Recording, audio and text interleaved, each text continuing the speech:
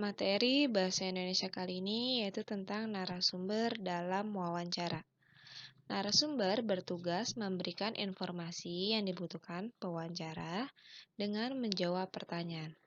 Sebelum melakukan wawancara, kita harus menentukan narasumber yang tepat.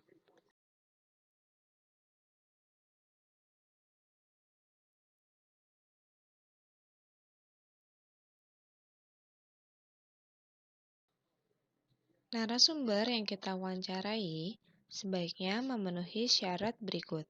Yang pertama, memiliki pengetahuan di bidang tertentu yang berkaitan dengan topik wawancara. Yang kedua, memiliki keahlian tertentu dalam suatu bidang yang berkaitan dengan topik. Dan yang ketiga, mengalami atau terlibat dalam peristiwa yang berkaitan dengan topik tersebut.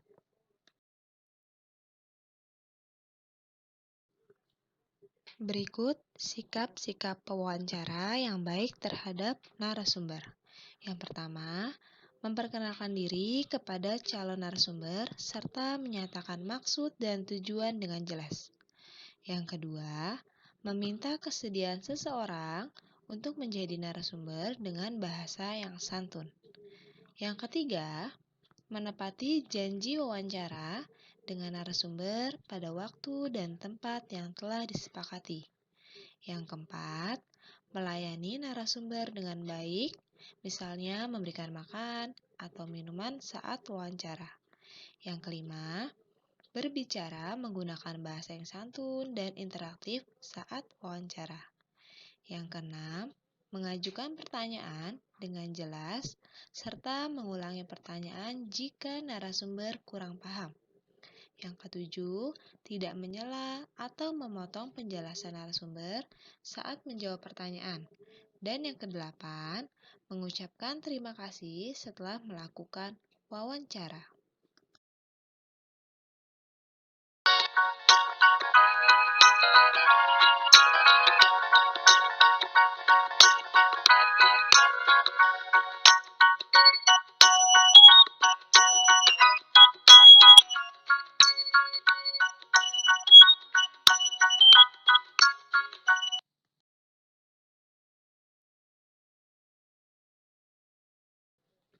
Materi ilmu pengetahuan sosial hari ini yaitu tentang melestarikan sumber daya alam.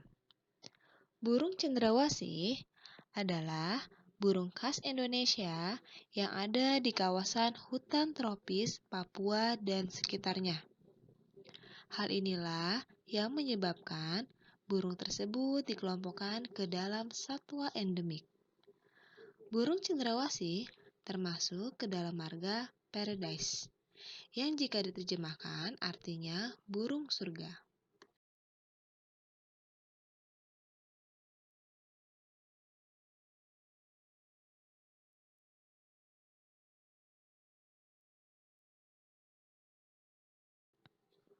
Burung cendrawasih saat ini termasuk hewan langka, sehingga harus dilindungi.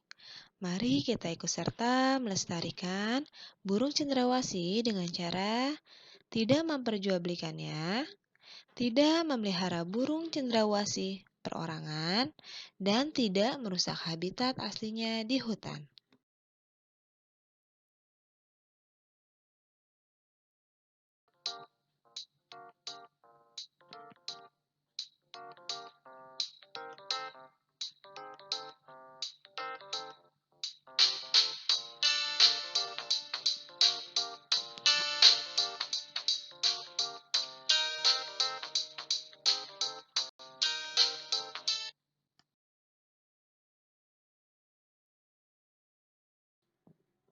Pembelajaran ilmu pengetahuan alam hari ini yaitu tentang pemanfaatan hewan sebagai sumber daya alam.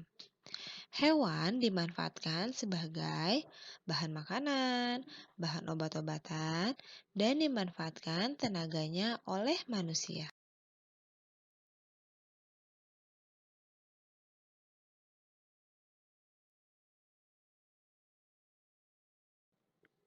Berikut Contoh pemanfaatan hewan oleh manusia antara lain, yang pertama, ayam dimanfaatkan untuk diambil telur dan dagingnya.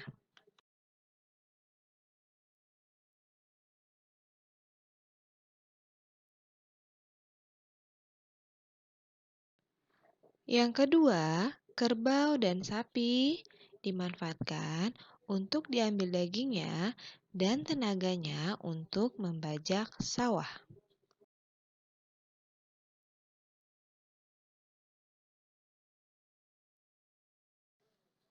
Yang ketiga, ikan koi, kucing, dan kelinci dimanfaatkan untuk hewan peliharaan.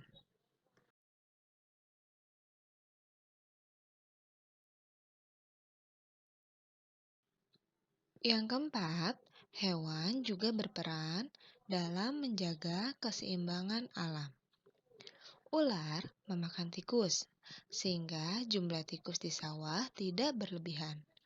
Oleh karena itu, tanaman padi tidak habis dimakan tikus, sehingga petani dapat memanen padi.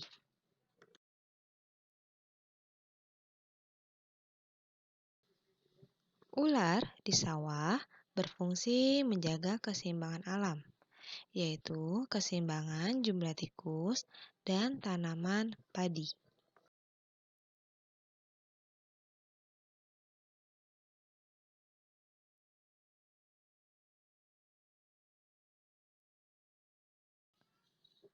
Akibat jika keseimbangan alam tidak terjaga.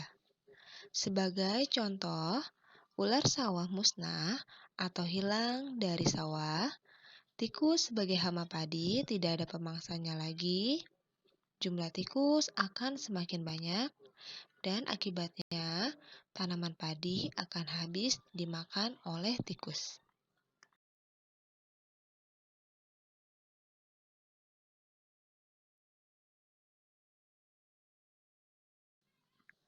Berikut cara menjaga keseimbangan alam.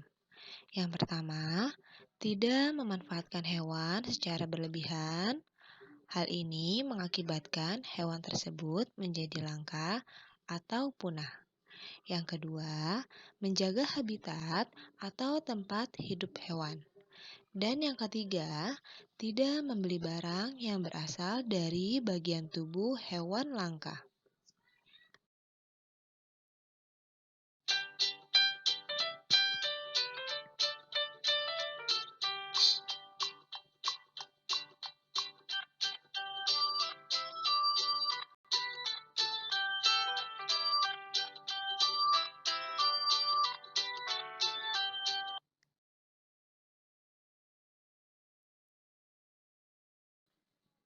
Materi PPKN yaitu sikap bijak terhadap hewan.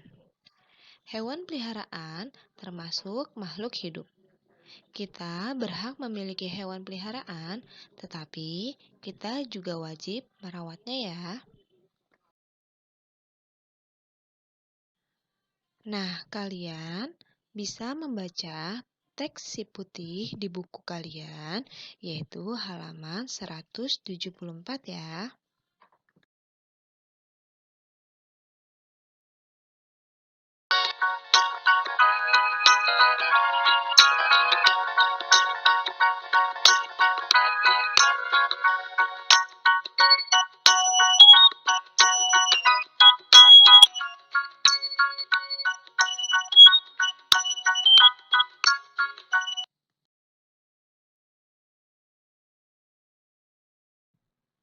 Pembelajaran berikutnya yaitu SBDP.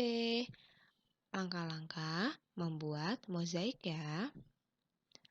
Mozaik adalah karya seni yang dibuat menggunakan potongan bahan berukuran kecil dan sejenis untuk ditempelkan pada sebuah bidang ya.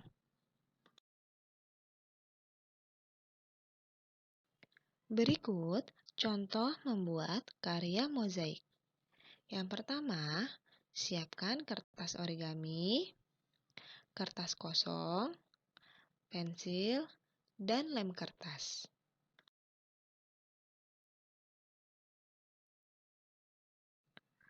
Yang kedua, buatlah pola kosong pada kertas kosong ya.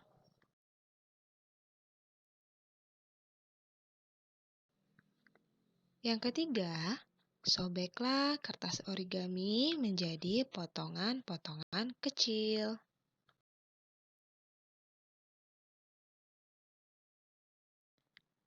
Yang keempat, oleskan lem pada kertas yang ada pada pola gambarnya.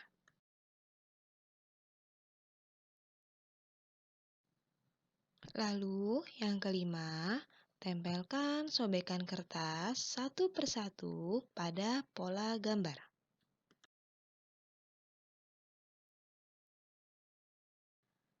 Dan yang terakhir, lakukan terus hingga seluruh bagian pola tertutupi dengan sobekan kertas origami ya.